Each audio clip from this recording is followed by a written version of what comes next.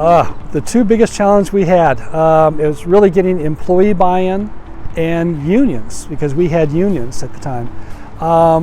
The biggest thing we had to be able to go forward with that is really working with human resources, working with our risk management department, and looking at it and saying, okay, let's just do a test bed. Let's just use a small group of individuals that volunteer, that came forward and says, yeah, I'd like to try this. We'll see how it works. With that information, we were able to go to the unions and say, look, we're not tracking the employee, we're tracking the asset, we're tracking the vehicle and how that vehicle is being used to represent the agency. So the union realized it wasn't a negative connotation towards their members.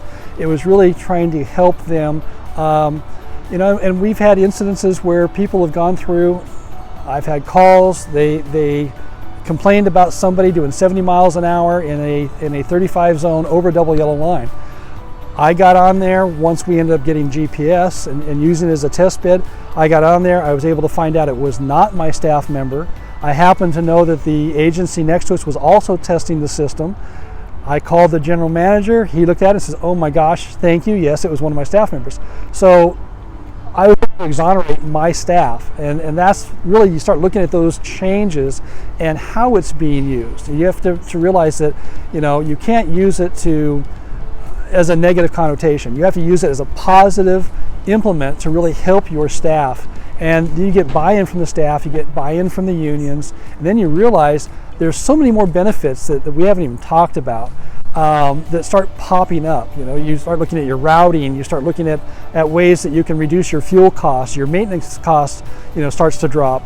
Some insurance companies go through and actually pay for some of the other things, some of the add-ons, the AI add-ons and things of that nature. So the benefits just start to compound themselves, and you have one incident or one wreck, and you're able to exonerate your staff. It's paid for itself for 10 years, 15, 20 years.